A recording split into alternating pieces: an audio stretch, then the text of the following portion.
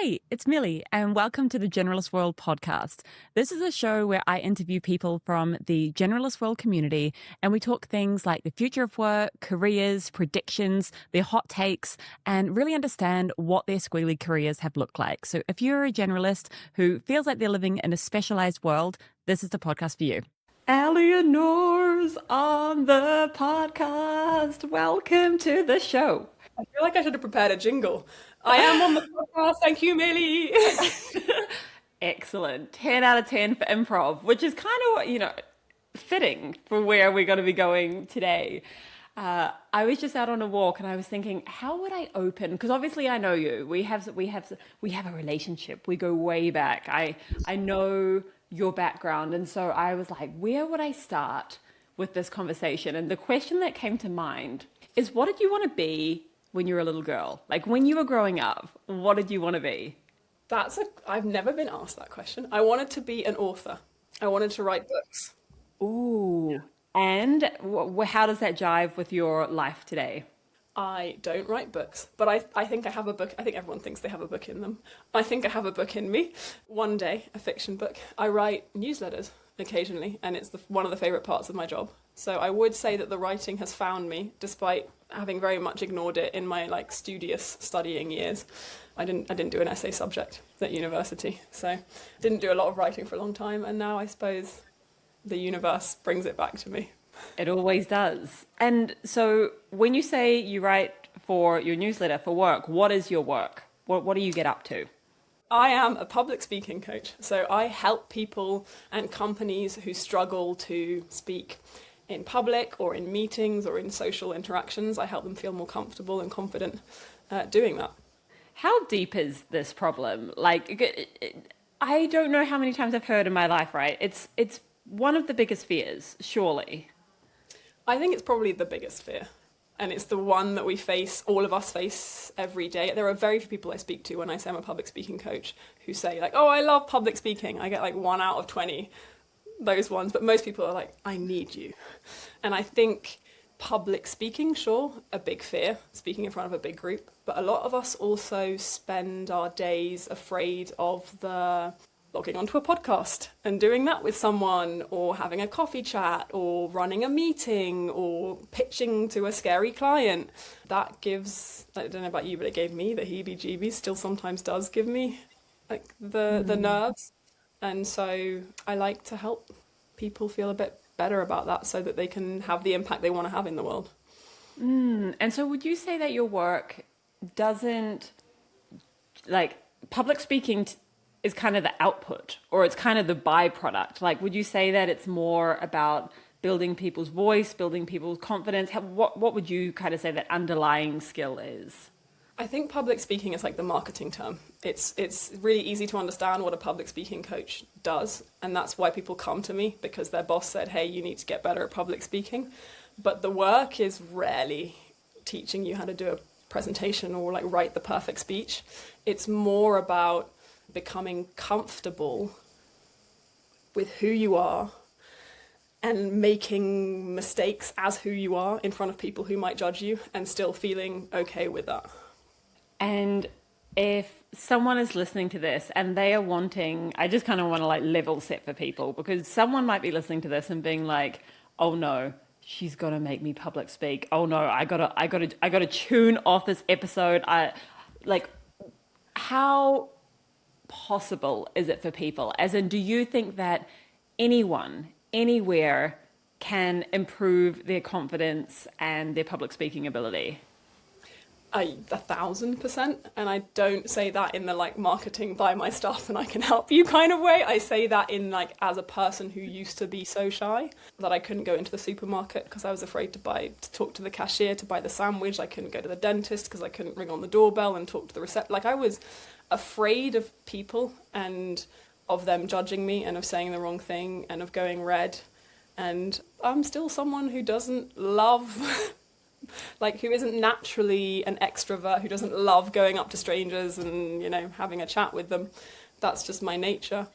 But my life now is so different to the life that I had 5 or 10 years ago, in that the way that I speak doesn't like the fears that I have around people don't block me from doing the work I want to do. I don't wake up in the morning thinking, oh my gosh, I've got these 7 meetings and I'm terrified to do them. Work is so hard. I'm so exhausted at the end of the day just because of the fear of like having to hype yourself up to a meeting and getting ready and practicing what you're going to say over and over in your head, and then remembering at night the things you said that were silly, because you do say silly things sometimes. Like all of that, like that's kind of, that is like, they talk a lot about food noise now. It's like speaking noise, you know, shame noise that I carried a lot of. I carry a lot less of, and I think anyone can do that for sure if they want to. And so take me back to, if, hopefully it's not too traumatizing, but take me back to that 7 or 8 years ago when, you know, you had this pressure, you had this speaking noise. Is there something that kind of stands out to you as like a pivotal or an aha moment that kind of started to unlock the Aliénor that is today? There are lots of small aha moments on the way. I know that the moment that I decided I needed help was when I was at university and we had to put our like duvets in storage over Christmas. And so I put mine away, put it in a box, go for Christmas, come back in January, and it's freezing cold outdoors. It's like -2 or freezing cold for the UK. Maybe in Scotland it gets colder. Anyway, I was cold and I was too afraid to email the lady who was in charge of the storage, just saying, can I have my box back? Can I come at this time?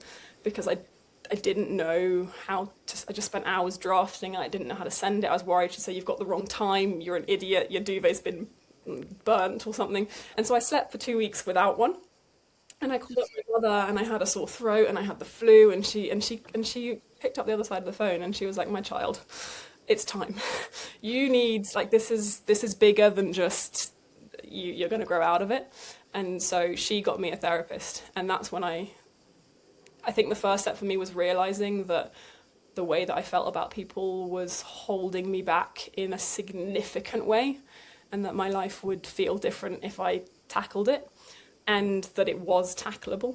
Both thoughts that hadn't really occurred to me until my mum sat me down and was like, it'll be fine. And then from that, there were lots of small little points along the way where I gained more confidence, but that was the big day. Okay, thank you for sharing. That sounds freezing and terrible, and I'm glad there was an intervention.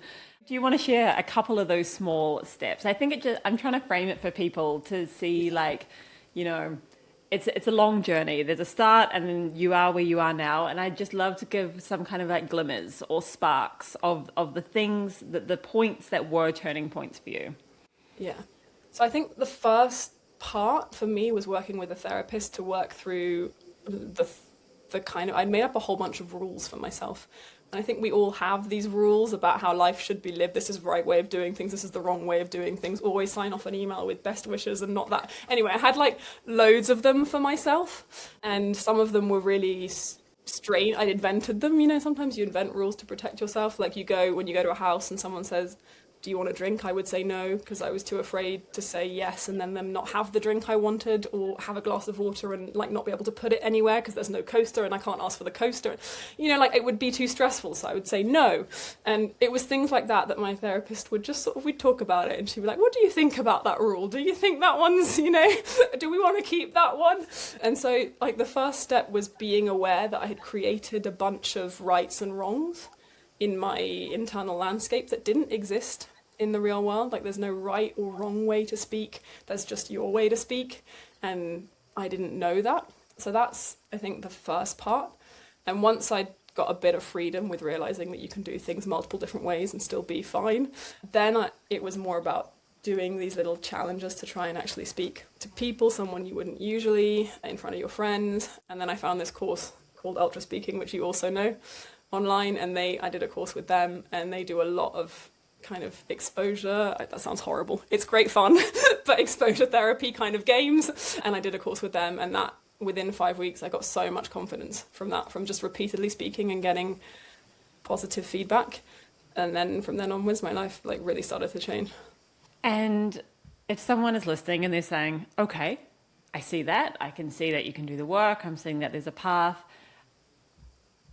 but they are drowning in nerves, because that's the feeling, right? I remember my first time on a stage, my hands were physically dripping. Like they were so there was no amount of napkins that could stop my why do our hands sweat, by the way? What is that? Don't ask me. I don't know, but hands, yeah, big thing. If anyone knows in the comments, let us know.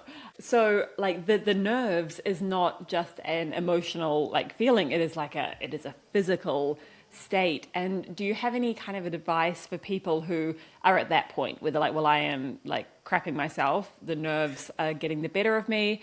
How do you advise that people work with their nerves or move through the nerves? Do you still get nervous now when you speak? Much less so. If it was, if that first time was 100, it might now be 10 to 15%, Yeah. I would say that's probably like my first, like that's common, and I would say that's my first piece of advice, which is like it gets better over time. The first time you do it, it's I think when I was nervous and I was really shy, and I still get nervous sometimes, the biggest thought for me is like, I feel nervous, no one else gets nervous. So first of all, I feel silly for being nervous, and B, everyone is going to see that I'm nervous. They're going to see this like sweat dripping off my hands, and they're going to be like, haha, Aliénor is nervous, she's a bad speaker. And in reality, I think I would say, if you make a list of all of the symptoms that you tend to get when you're nervous, sweaty hands, heart beating fast, blood rushes to your ears, face goes red, stutter, stumble, you go blank, whatever it is, on average on that list, like maybe half of those symptoms will be only visible to you. So, like, physiological things that you can feel in your body that feel really weird and really uncomfortable, but people on the outside aren't seeing those. They're just seeing whatever comes out of your mouth. And for most of us, there's a big gap, especially in those early days of speaking in public when you get really, really nervous, between how it feels for you, which is probably like almost near panic, like a full-blown, very overwhelming sensation, and how it looks on the outside, which is probably, if you're very, very nervous, you might look a little nervous, and people will go, oh, we're going to root for them. And if you're somewhat nervous, like 50 out of 100, you probably won't look nervous at all. So I think holding that in mind, that the way you're feeling inside, it might feel like your worst nightmare, but it's probably not looking like your worst nightmare. And is there a pathway or like a pattern you see that people tend to follow? Is it that they're like, okay, I want to get better at public speaking. Do you start small? Do you start in meetings and work your way up to stages? Or you're like, gotta rip the Band-Aid off and then work back down? Like, is there a common pattern that you see? I feel like there's maybe like, I don't know, if I start with the mistakes that I would see would be most helpful. I think one of the mistakes would be, well, these are like, in my opinion, mistakes. If it works for you, I don't yuck your yum, whatever. But like, this is how I would say, is people, they say, I want to learn public speaking, and they don't know where to look. So they look online, and there's a bunch of advice online that is very focused on what I would say like the 1% gains. So like start with a joke, or say thank you for waiting for me rather than sorry I'm late, because it gives you more gravitas. Or I've heard one where it's like if you put a pencil in your mouth before you speak, then it'll warm up your mouth. And like, these things are all true, I'm sure. I don't know about the last one, but these things are all plausible. But they're not, I don't think, the most helpful things to start with. And so I think when you're starting out, for me, 100%, the first thing you want to do is just get yourself in those situations where you know that your heart is beating like a little bit faster than usual, and try to stop the cycle of avoidance. That's just like the baseline. If you're doing that a little bit every day, or even once a week, whatever's manageable for you, you are killing it. I'm very proud of you. That's all it takes, right? Don't worry about the jokes, the order, what you said wrong. Get it wrong, go out there, fail spectacularly. I'm happy with that. That's number one. And then number two, the second biggest mistake is going out, doing all of that, failing spectacularly, and then berating yourself for it, right? Like going back and being like, I'm not a good speaker. I felt so horrible doing that presentation, therefore it went terribly, therefore I'm a bad speaker. And you build this like negative feedback loop of feeling bad while you're speaking, which is normal. We get nervous. That's like a normal expected part of speaking, but believing that makes you a bad speaker, and then like compounding this kind of like belief about you being bad. And what we want to do as quickly as possible is kind of do the opposite, is find a way to get exposure and also get some positive feedback or change in the way you view yourself. List out 3 things you think you did well before you list out 20 you know you did badly. Ask your colleague for feedback. Say, hey Millie, how was that podcast? What did you like about it? What did you not like about it? And try and recalibrate the way your brain sees yourself. And if you do those 2 things at whatever pace works for you, like, you're doing great, I think. I think there's also something around separating I'm a bad speaker and I'm bad. It's the same with writing, in fact, where I have to really be careful. I am writing a fiction book at the moment, and it's so much fun and so much creativity. And the only way I can really access that creativity is by leaving my judgments at the door and just being like, who gives a crap? Doesn't matter. Doesn't matter if it's good or bad. The point is that I'm opening my laptop and I'm writing on the page, and that is enough. And so I think particularly at the beginning, let's say you bomb, let's say you do that fail spectacularly. You cannot bomb if you get on stage. You cannot bomb if you do the thing, because you did the thing that you said you were going to do. And like, that can also be enough. Like, kudos to you for having that courage. I love that. I'm a big fan of that. I really believe that, like, there's 2 levels of confidence for me. One is the confidence of, like, I can get on this stage and I know I can do a good job. And that's the first level I think that I got to. I don't really believe that, but I got to a level where I was like, I feel comfortable that I won't bomb, it won't be a disaster, and I can do this over and over again. And I think the holy grail of confidence is exactly what you're describing, is being able to get on the stage and say, I could bomb, it could be a disaster, because, things go wrong sometimes in life, and still I will be safe. I will still be a good person. I will still be happy. Life will go on tomorrow and tonight. And that for me is like true confidence. Something someone told me very early on in my speaking journey, and I try and remind myself of it constantly before I go on stage, is that like the crowd is actually rooting for you. Like, whoever is listening to you they actually, for the most part, maybe you get someone in the back row who's like, man, I hope she forgets everything and trips over, like, maybe. But like, I will make a point when I'm on stage, whether it's like also virtual, where I will like try and make eye contact with people. And when you do, you'll always find someone in the crowd. And I try to be this person in the crowd who's the nodding girl. I'm in that front row and I'm like, heck yeah, you're doing it, nodding along. And you will, I promise you, if you look out, someone will be nodding, and focus on them. They're there to pump you up. They're your friend. And audiences are like fish as well. They don't remember everything. Like, you remember every single word you said, and like the way you messed up from the script at this point. They will remember, roughly speaking, Millie had great energy, or Millie talked about this whole generalist thing and I hadn't heard of it and it blew my mind. And that'll be it. The rest you will be forgiven for. Absolutely. And also, no one knows what you were going to say.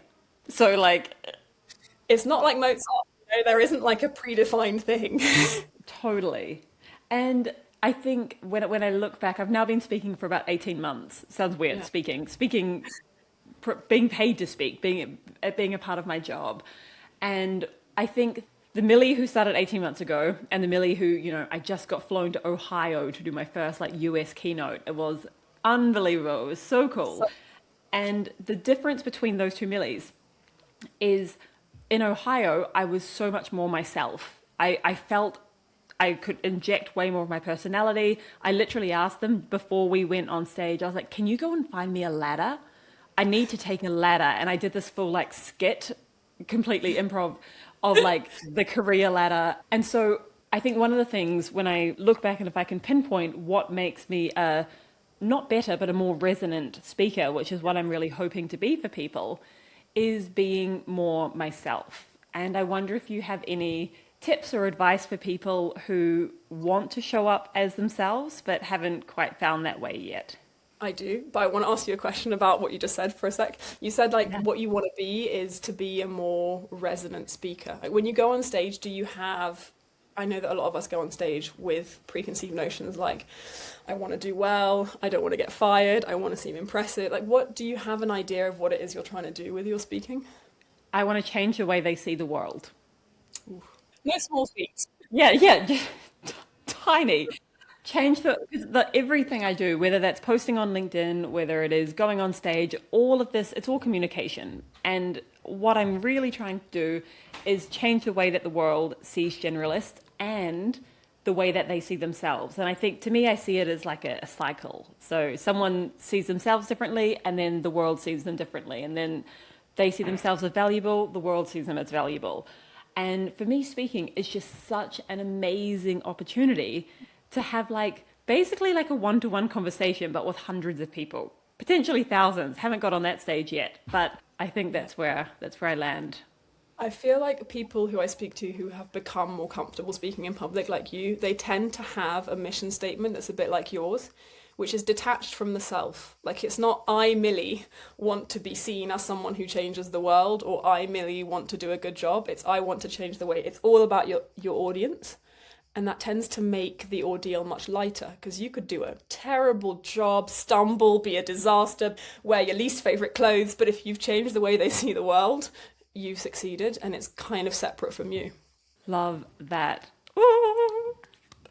This is so great because it's not just like, it feels like we're talking about public speaking, but it's all these things, these different layers under it, which can really like change someone's life when they are able to like lean into this. Speaking, I feel like, is just a symptom of the way that the way that you are inside.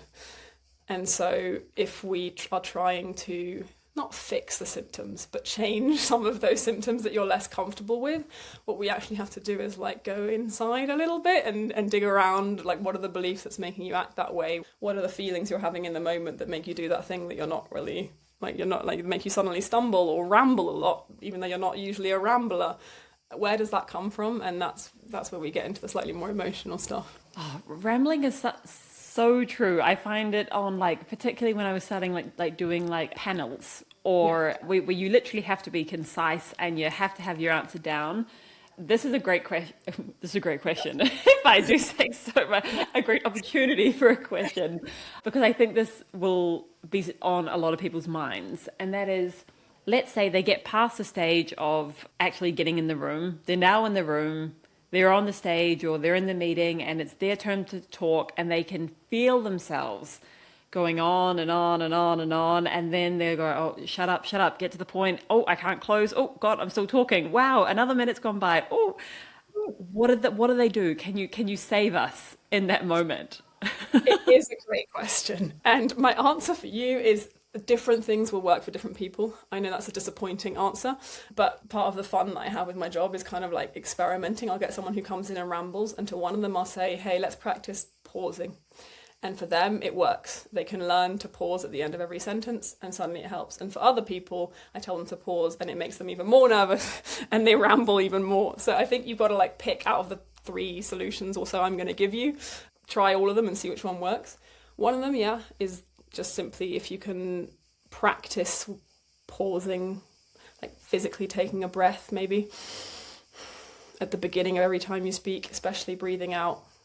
That tends to calm you down a little bit, and find something that grounds you before you go on stage to this panel. Maybe it helps kind of, if you start at a lower panic level at the beginning, it helps sort of like carry you through. That works for some people, and pausing is kind of like the holy grail of speaking if you can get there. But if you're not there, I got other options. For some people, it really helps in the moment to ground themselves. So to like touch the table. Some people say have a glass of water, have a drink, to physically like stop yourself from speaking, even if it's mid-sentence, and to feel like you're out of that. I don't know about you, but when I ramble, I get into like this, I'm really in my head and I'm not really there with anyone anymore. So like try and bring yourself back to yourself. Or sometimes I force myself by announcing out to the world that I'm going to summarize what I've just said. So the main point here is... And then I gotta just summarize, like a forcing function. Oh, I love that. That's so practical. And it is absolutely phenomenal what a breath can do. And also how long a breath can feel. Do you know what I mean? When you're on stage and you took a breath, you're like, oh my God, everyone's been waiting for 10 minutes for me to take that breath. I think it's like dog years and human years. It feels like 7 years on the inside and it's like 7 seconds on the outside. I'd love to kind of understand more about like the shape of your work.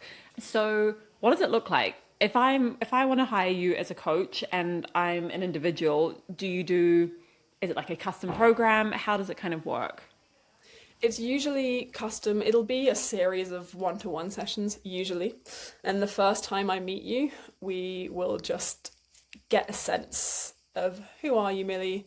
What are the things that you specifically struggle with? What kind of person do you want to be? Or what kind of person do you think you are that's not coming out? Because that's different for everyone. And then from there, once I know where you're at and what your struggles are, I'm going to try and slowly kind of recreate those situations for you, whether that's just one-on-one with you and me in a sort of balanced environment, or whether I'm like, hey, you're going to go do this at work, or you're going to try and do that and you're going to come back to me, to gradually, in a measured way, sort of increase the level of anxiety you're exposing yourself to. And then, but between every time we come back and we say, maybe it's a 1 minute speech that you give to me, and we say, how did that feel? Where was the anxiety? Did I notice your rambling symptoms or whatever symptoms you're struggling with? What can we tinker with? Let's try the breath this time. Oh no, that doesn't work for you. Okay, let's try the summary thing. Oh, that really works for you. You go do a presentation over there, you use the summary thing, you come back to me, you tell me if it works without me. And we're almost playing together to try and find something that makes you feel like the most you in the situations where you want to be like that. And I hope that's what people can take away from this conversation, is that there is no one way. And if you have tried one way and it didn't work, that's okay. There's other ways. You just can keep trying them and something will eventually click. I wonder, from your perspective, do you have any predictions of where you see the world going, what's coming in our future? Oh my gosh, I'm one of those people who likes to avoid predictions because I don't know what I'm doing. But I do think that we all know the world is changing. AI has arrived. Everyone can know anything right now. Everyone can write anything. Everyone can kind of do. It's raised the baseline for what is available for everyone to do. And I also think that as a society, with social media, with all of these things, we're becoming we're losing more and more of the communities. And I think you know this because you're a big fan of community. We're becoming more and more isolated, more and more working in an individualized way. And so anything that I can do to help people feel like they're more connected in the real world, to help people feel like they haven't lost that skill after a year in COVID of being on their laptops, haven't lost the ability to go into a room full of real people and say hi and say how they really feel and show who they really are without being afraid of it, then I feel like I'm making a difference. So my prediction is that stuff will matter more than ever, the more that we invent these incredible technologies that help us do all of the worky stuff that we want to do and all the impact we want to have. Remembering how to connect with each other as little humans to little humans is going to be more important than ever. Oh, I mean, you're preaching to the choir. I'm just seeing it so much. Like in Generalist World at the moment, we have this small splinter group that has been formed, and it's around like in-person spaces. And it's just like, where do we gather? Like the magic that's in GW, okay, we're all across the world. It's a gorgeous, special place. And we have this desire to actually be sitting across the table from each other, collaborating, like seeing what sparks fly. And it's inevitable, I think, that like this kind of work is just so critical to helping people connect. I feel like it's the intangibles that we lost when we got really excited about remote work and nomad living and all of that stuff. And we can be just as productive alone in our rooms on our laptops than we can be in the office. So why don't we do that? And just now we're starting to realize that all of those intangible things you get from being together with people have been lost, and we're starting to feel the impacts of that, maybe a bit of loneliness or a bit of just a feeling like we want to come back together. And so whatever you guys are doing at Generalist World, count me in. On that note, what does being a generalist mean to you, or what does generalism mean to you? And I guess the broader question is you're a public speaking coach, and I imagine 10 years, 15 years ago, if I had told you that, you'd be like, that's crazy. So like, how do you think about your path and what comes next? Well, I'm glad I found you because I'm definitely a generalist, but I didn't know that the word existed. So I studied engineering at university, so I thought I was going to be like a science, technological kind of person. And now I'm a public speaking coach, so I'm a sort of feelings and intangibles, emotions kind of person, which is like totally the opposite end of the scale. And I remember when I was at school and I was doing my GCSEs and I was choosing the A-levels. And in the UK, you have to choose 4 subjects that you do for your A-levels, and that's it. And most people either choose a group of the sciencey subjects or a group of the kind of like histories, humanities, that kind of stuff, so that they go together when you apply to university. And I remember saying, but I want to choose all of them. Like, I don't want to lose, I like them all, just can we do a bit more of them but like less of each? And they were like, that's not an option. And my friend, she turned to me and she was like, yeah, you say that because you like all of them, but most of us, we have our favorites. And I remember feeling like, oh, I wish I had a favorite. Like, I wish I had a strength. I wasn't at school good at everything. I didn't like, but I was sort of kind of like a generalist would be, kind of average at all of the subjects with no real unique strength. I wasn't a scientist. I wasn't a historian. I was just kind of like happy in all of them. And I think that's what being a generalist feels like to me. And having the freedom in working for myself now to be able to do a bit of writing, and also if I want to code, I could do that, and if I want to speak to people, I can do that, and if I want to sit alone, I can do that, and being able to combine loads of different things that I thought were a weakness and that becoming a strength, that's probably being a generalist for me. If you want to, be in Greece and do a podcast with Millie, then you can do that. It's cool. It's okay. Freedom. I don't know if that's generalism or that's just like me working for myself and creating my own life. Is this the first time you've worked for yourself? This is the first time I worked for myself. Yeah. So what was that transition? How's that transition been for you? It's been like maybe 4 or 5 months, and I thought it would be a lot harder than it's turned out to be, actually. I'm more of a like follow the rules, straight and narrow, do the path. So already becoming a public speaking coach was kind of like a strange thing for me to do. And I was really worried that in working for myself, all the clients would dry up. I'd spend all my days posting on LinkedIn, which you're very good at, but it's not my strength. And like I would start feeling very stressed about paying rent and all of those things. And for sure, it's true what they say about the highs being high and the lows being low. It's definitely like from one day I'm like, it's a disaster. I got to move in with my parents and eat oats for the rest of my life. And the next day I'm like, I'm rich. So it's very up and down, but it's been, I mean, I don't know if I can make predictions, but I feel like the economy lends itself to that right now more than I thought it was. And I've been a lot luckier with finding clients than I thought I would be. So that's how it feels to me. I love this view, and I ask because there is just such a surge of self-employment at the moment. I'm seeing so many people within generalist world and beyond just be like, actually, it's safer. It's the safer bet to go self-employed, and or I'm seeing a lot of like portfolio careers where people maybe still have a job, maybe they're reducing their hours a bit, but maybe they're taking on a couple of coaching clients, and it's this like portfolio, diversifying your options, diversifying your risk, diversifying your income. And I love this for you, that it's been a bit easier than you thought, but I can also hard correlate to the ups and downs, and particularly like when you're working alone, there's no team, right? It's like, I got to go figure this out. There's no team, there's no accountability, which is great. You can take a day off if you want to, but also like you can work too much and there's no, you are your own support system. But I think it's a good learning curve for me. And I think I got lucky, perhaps luckier than most, because I did work for Ultra Speaking, this awesome public speaking coaching company, for the past 4 years. And so I built up all of my experience there, and I worked with great clients, and I have that now on my CV, and I can use it to advertise my thing. And so I'm not starting from zero in the same way that I think some people are. And so I feel like lucky that helps me. I think there's a good lesson in that. And sometimes I think people get to the point where they're like, okay, I want to exit the employment, but I don't know what I would offer. And it's often the obvious thing.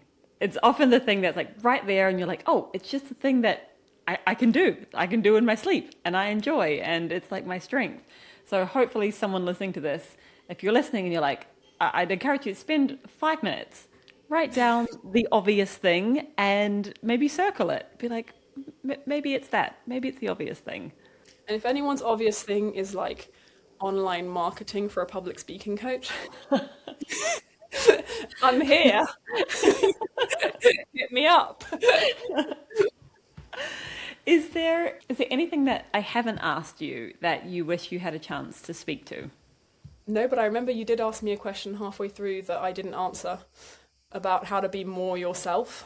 Yes, thank you. Great memory. I feel like the beginning stages of learning to speak in public is all about how to be perfect. So like how to do it in a way that everyone else would like. Here, like this is where you pause, this is where you tell the joke, this is how you phrase things. You do the three, people love that three, like have 3 bullet points or a list of 3 thing. I don't know where that came from. Someone invented it. Everyone loves it. I don't use it. That was a 3 thing. Hey, look at that. I do use it. So I think the beginning stage is just getting enough of those basics, or the one thing you can hold on to that makes you feel comfortable enough to actually get on stage and feel like you're doing a good job. And you're great if you're doing that and you found one thing that works for you and you get on stage and you don't really feel like yourself at the start, fine. It's normal to not feel like yourself at the start because you're still learning. You've got your high anxiety levels, so don't like hate yourself because you got off stage and you felt like you weren't you. I think that's part of the learning curve. And then the more you do it, the thing I will say is that being yourself feels riskier than not being yourself. I feel like showing your quirks, your personality, getting on a ladder, it's a risky, like I love that. It's most people wouldn't come to me being like, hey, I want to get on a ladder when I speak. It's a risky thing to do. And so it's going to feel a little bit risky. But I feel like I became a truly comfortable public speaker when I realized that the flaws that I have in speaking. So I'm like a bit of an energetic, I can kind of like, I look in the wrong place, I can get a bit, all of that. I felt like there were flaws that I had to sort of conquer and become more like Barack Obama and speak with great gravitas. And there was a moment where I realized like, that's not me. I'm not going to get there ever. I'm never going to look like that. I'm always going to look a bit like Aliénor and sound a bit like Aliénor. And that's actually the reason that people come back to me.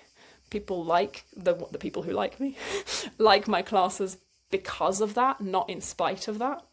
And so like learning to love that part of yourself and not hate it is probably the final step in that journey.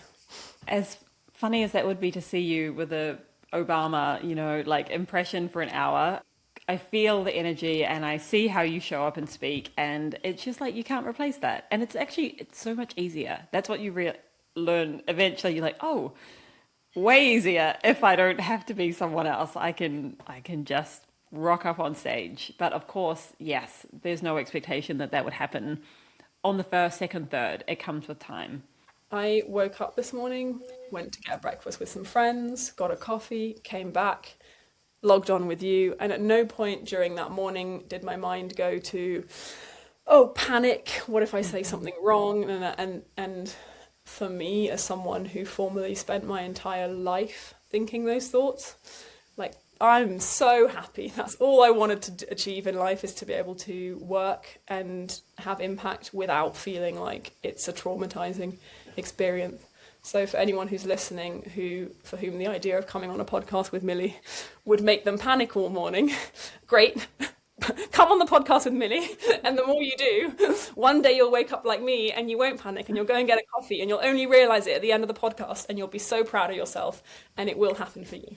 Mic drop! That's an amazing way to wrap up. Aliénor, thank you so much. This was full of gold, and we will share all of your links, and maybe the person who can do marketing for a public speaking coach will be listening and will DM you, and it'll be a great success story. There it goes. Thank you so much.